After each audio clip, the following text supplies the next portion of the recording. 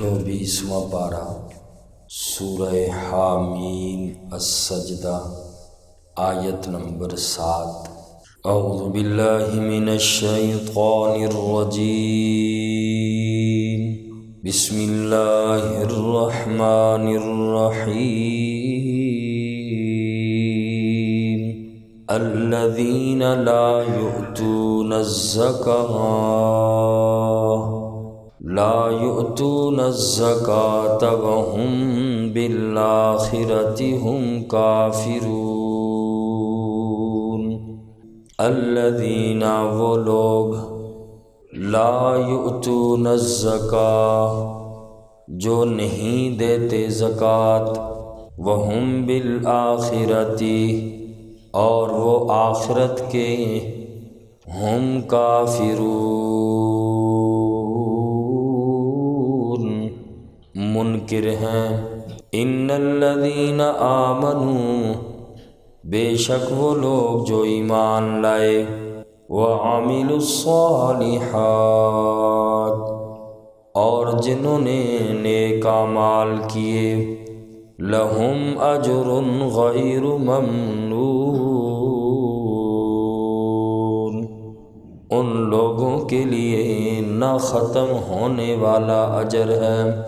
اس سے پہلی آیات مبارکہ میں اللہ کریم نے مشرکین کی ہلاکت کا بیان فرمایا، وَوَيْلٌ لِّلْمُشْرِكِينَ اور ہلاکت ہو مشرکین کے لیے۔ مشرک کون لوگ ہیں؟ ان کی آگے اللہ نے 2 صفات ذکر کی، الذین لا یؤتون الزکاة وهم بالآخرة هم کافرون۔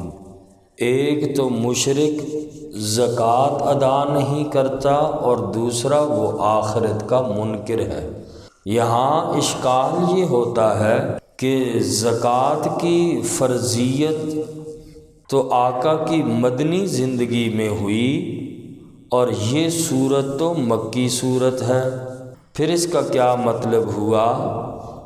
تو یاد رکھیں کہ زکوٰۃ کا حکم مکہ مکرمہ ہی میں آ چکا تھا، لیکن زکوٰۃ کے تفصیلی احکامات اور زکوٰۃ کا نصاب سن 2 ہجری میں اس کا حکم آیا کہ زکوٰۃ کس بندے پر فرض ہے، تو یہ تفصیلی احکامات سن 2 ہجری میں اس کے احکام نازل ہوئے۔ مکہ کے ابتدائی دنوں ہی کے اندر آقا علیہ السلام کی نبوت کے پہلے سال ہی زکوٰۃ کا حکم آ چکا تھا۔ سورہ مزمل میں فرمایا اقیموا الصلاۃ وآتوا الزکاۃ، اور پہلے جب زکوٰۃ فرض ہوئی تو مسلمان کچھ نہ کچھ اپنے مال میں سے غریبوں کو دے دیا کرتے تھے تو زکوٰۃ ادا ہو جاتی۔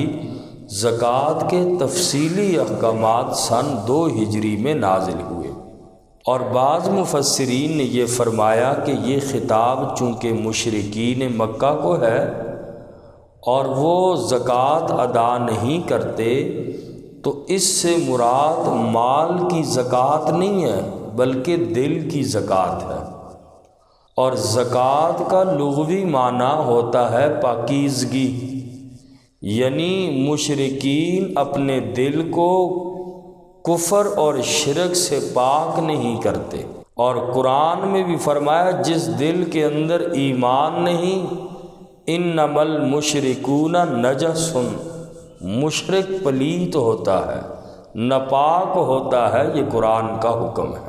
اور دوسری صفت بیان کی کہ مشرک آخرت پر ایمان نہیں رکھتا، اور دوسری آیت میں اس کے برعکس اللہ نے ایمان والے لوگوں کا اور نیک اعمال والے لوگوں کا ذکر کیا کہ آخرت میں ان لوگوں کے لیے وہ اجر ہوگا جو ختم ہونے والا کبھی بھی نہیں ہوگا۔ فرمایا الذین لا یؤتون الزکاة وهم بالآخرہ، وہ لوگ کہ جو زکوٰۃ ادا نہیں کرتے وَهُمْ بِالْآخِرَةِ هُمْ كَافِرُونَ، اور وہ آخرت کے منکر ہیں۔ ان الذین آمنوا، بے شک وہ لوگ جو ایمان والے ہیں، وعملوا الصالحات، اور جنہوں نے نیک اعمال کیے، لہم اجر غیر ممنون، ان لوگوں کے لیے نہ ختم ہونے والا اجر ہے۔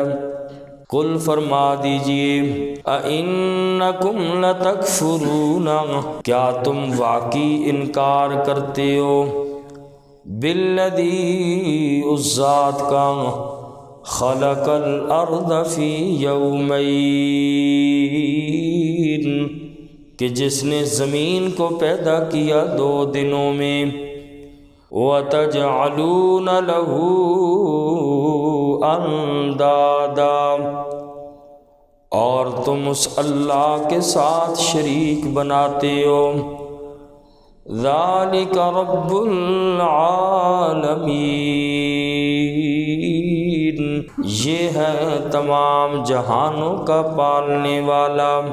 اس آیت مبارکہ میں اور اگلی آیات میں بھی اللہ کریم نے کائنات کی تخلیق کا ذکر فرمایا۔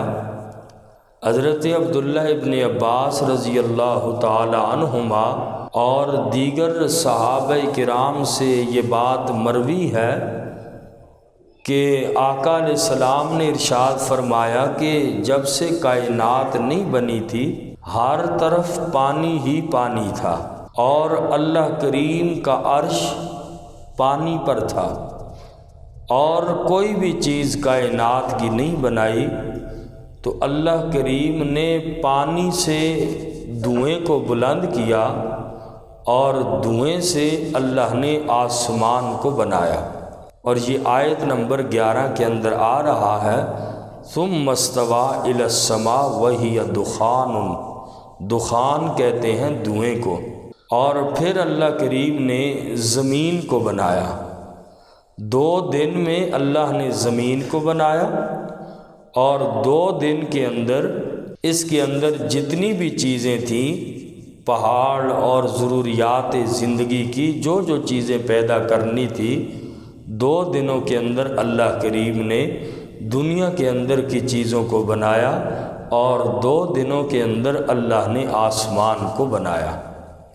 اور زمین کو جب اللہ کریم نے بچھایا تو چونکہ نیچے پانی تھا اور زمین ہل رہی تھی، قرآن نے فرمایا وَجَعَلْنَا فِي الْأَرْضِ رَوَاسِيَ، پھر اللہ کریم نے اس زمین پر پہاڑوں کو رکھا، اور فرمایا وَالْجِبَالَ أَوْتَادًا، پہاڑ یہ زمین کے لیے میخیں ہیں، اوتادا، پہاڑ میخیں ہیں۔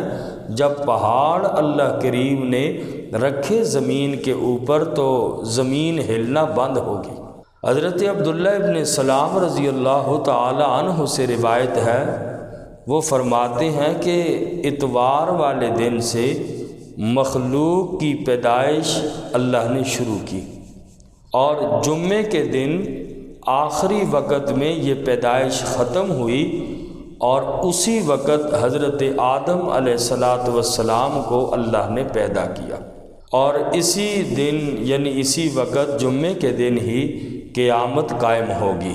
حضرت مجاہد رحمہ اللہ کی تفسیر یہ ہے کہ اللہ کریم نے زمین کو پہلے بنایا، اور حضرت عبداللہ ابن عباس رضی اللہ تعالی عنہ کی روایت کے مطابق ان سے پوچھا گیا کہ آسمان کو اللہ نے پہلے بنایا یا زمین کو، تو انہوں نے فرمایا کہ اللہ نے آسمان کو پہلے بنایا۔ تو اس کے بارے میں یہ لکھا ہے کہ زمین کا مادہ اللہ نے پہلے بنایا، اور پھر اللہ کریم نے آسمان کو بنایا، پھر اس کے بعد اللہ کریم نے زمین کو بچھایا، مادہ زمین کا پہلے تیار ہوا اور بنی یہ آسمانوں کے بعد ہے۔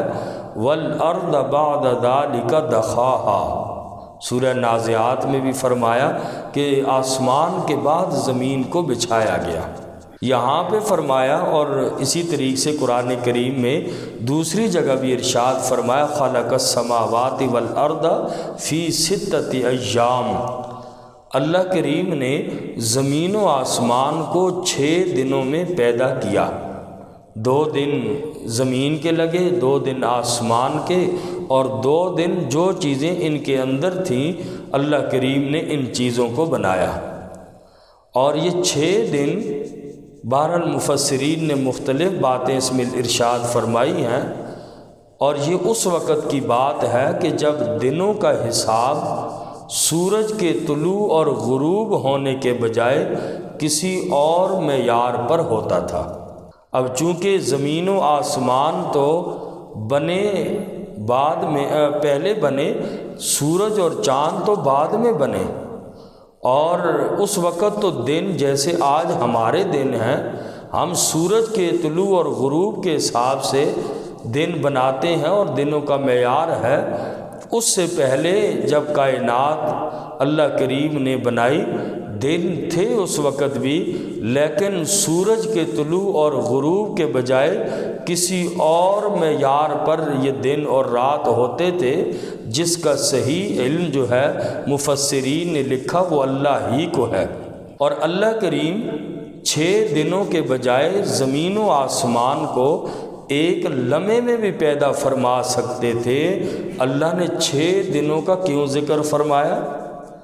اس عمل کے ذریعے اللہ نے انسان کو تعلیم دی کہ جلد بازی کے بجائے اطمینان اور وقار کے ساتھ کام کرنے کی اللہ نے تعلیم دی کہ انسان جو ہے ہر کام جلدی نہ کرے، جلد بازی سے بچے، بلکہ اطمینان اور سکون کا دامن نہ چھوڑے۔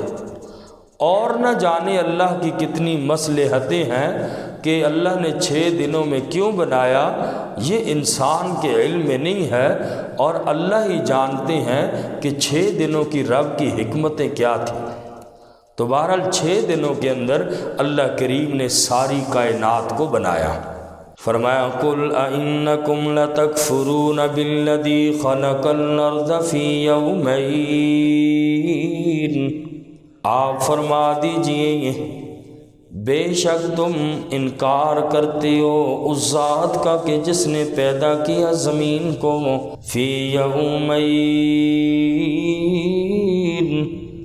2 دنوں میں، وَتَجْعَلُونَ لَهُ أَنْدَادًا، اور تم اس اللہ کا شریک بناتے ہو۔ ذَلِكَ رَبُّ الْعَالَمِينَ، یہ ہے رب العالمین، سارے جہانوں کا پالنے والا۔ وَجَعَلَ فِيهَا رَوَاسِيَ، اور گاڑے اس زمین میں پہاڑوں کو، مِن فَوْقِهَا، اس زمین کے اوپر، وَبَارَكَ فِيهَا، اور برکت ڈال دی اللہ نے اس زمین میں، وَقَدَّرَ فِيهَا، اور اندازے سے رکھ دیا اس زمین میں، اقواتہا، اس کی خوراکیں، فی 4 ایام، 4 دنوں میں، یعنی زمین، اور 2 دنوں میں زمین کو بنایا۔ 2 دنوں کے اندر اللہ کریم نے ضروریات زندگی کو، جو بھی چیزیں ضرورت آتی تھیں اللہ نے 2 دنوں میں بنایا۔ سواء للسائلین، حاجت مندوں کی ضرورت کے مطابق۔ ثم استوى إلى السماء، پھر اس نے ارادہ کیا آسمان کی طرف، وہی دخان، اور وہ دھواں تھا، فقال لها، اللہ کریم نے اس آسمان کو فرمایا، وللارض، اور زمین کو، ائتیا طوعا، وجود میں آ جاؤ خوشی سے، او کرہا، یا زبردستی، قالتا، دونوں نے کہا، یعنی زمین و آسمان نے کہا، اتینا طائعین، ہم آتے ہیں خوش دلی کے ساتھ۔ اللہ کریم نے زمین اور اس کے اندر چیزیں بنانے کے بعد پھر اللہ نے ارادہ فرمایا آسمان کا، اور 2 دنوں میں یعنی زمین کو بنایا۔ مفسرین نے لکھا اتوار اور سوموار کو، منگل اور بدھ کو اس کے اندر جتنی چیزیں اور خوراکیں تھیں ضروریات زندگی کی 2 دنوں میں ان کو بنایا، اور آسمانوں کو جمعرات اور جمعے کے دن اللہ نے بنایا۔ جب زمین و آسمان کے بعد آسمان کی باری آئی، زمین کے بعد اور اس کے اندر جتنی بھی چیزیں تھیں، ثم استوى الی السماء، پھر اللہ نے زمین و آسمان دونوں کو بنانے کے بعد حکم دیا کہ تم ہمارے حکم کے تابع ہو جاؤ۔ اب تمہاری مرضی ہے، خوشی سے تابع ہوتے ہو یا زبردستی یا جبراً۔ تمہارے اندر میں اللہ نے یہ قدرت نہیں رکھی کہ تم میرے احکام کی مخالفت کر سکو۔ زمین اور آسمان اللہ کے احکامات کی، جو رب کا حکم ہے، اس کے بغیر اللہ کی مخالفت نہیں کر سکتے۔ کہ آسمان کہے میرا بڑا عرصہ ہو گیا میں کھڑا ہوں، اب میں آرام کر لوں، یا کچھ بھی ہے، اللہ نے فرمایا بنانے کے، اللہ نے فرمایا زمین و آسمان کو کہ اب تم ہمارے حکم کے تابع ہو جاؤ، جو میں کہوں بس وہی ماننا ہے۔ اگر خوشی سے تابع ہوتے ہو تو تب بھی مرضی، اور نہیں ہوتے تو میں تمہیں زبردستی اپنے تابع کروں گا۔ جبکہ انسان کا معاملہ مختلف ہے، اللہ نے انسان پہ زبردستی نہیں کی۔ ایک معاملے میں انسان مجبور ہے، اور وہ یہ کہ انسان کب پیدا ہوگا اور اسی طریقے سے عمر اس کی کتنی ہوگی، اولاد کتنی ہوگی، اس میں انسان کا اپنا کوئی کمال نہیں ہے۔ انسان اس میں اپنے اختیار سے باہر ہے۔ یہ اللہ کے تکوینی احکامات، اس میں انسان مجبور ہے، اور یہ ساری چیزیں اللہ کے حکم کے تابع ہیں۔ جو رب چاہے گا وہی ہوگا۔ کہ انسان کب پیدا ہونا ہے، کیسا پیدا ہوگا، شکل و صورت کیسی ہوگی، اس میں انسان کی اپنی مرضی نہیں ہے، اللہ کے حکم کے تابع ہے، تو اس میں انسان مجبور ہے۔ اور جبکہ جو شریعت کے احکام ہیں، تشریعی احکامات جن کو کہا جاتا ہے، اللہ نے انسان کو پیدا کرنے کے بعد انسان کو اس کے مطابق چلنے کا حکم دیا۔ اللہ نے انسان کو مجبور نہیں کیا، اور چونکہ اس میں امتحان ہے انسان کے لیے، فرمایا بنایا میں نے تجھے اپنی مرضی سے، شریعت احکام جو تجھے میں نے دیے، راستے میں نے تجھے دونوں بتا دیے، جنت والا بھی جہنم والا راستہ بھی، اب تیری مرضی ہے، تجھے مجبور نہیں کرتا۔ جنت کے راستے پہ چلے تو میری وہ نعمتیں ہیں اجر غیر ممنون، جو نہ ختم ہونے والی ہیں، اور اگر میرے حکم کی خلاف ورزی کرے گا تو پھر تیرے لیے جہنم ہے۔ تو انسان تکوینی احکامات میں مجبور ہے، اور وہ اپنی مرضی نہیں کر سکتا کہ مجھے ایسے پیدا کیا جائے، میں ایسا بننا چاہتا ہوں۔ ہاں، شریعت کے احکامات میں اللہ نے انسان اور جنات کو مجبور نہیں کیا، مرضی پہ چھوڑ دیا۔ امتحانی حال کے اندر آپ کو کوئی مجبور نہیں کرتا، چاہے آپ لکھو نہ لکھو، جتنا لکھو، جو کچھ کرنا چاہو وہ آپ کی مرضی ہے۔ تو یہ بھی انسان پھر امتحان گاہ کے اندر ہے، مرضی ہے، اور اللہ نے راستے دونوں بتا دیے، جس پہ چلے گا اللہ تعالیٰ اس کے ساتھ اسی طریقے کا سلوک فرمائیں گے۔ اللہ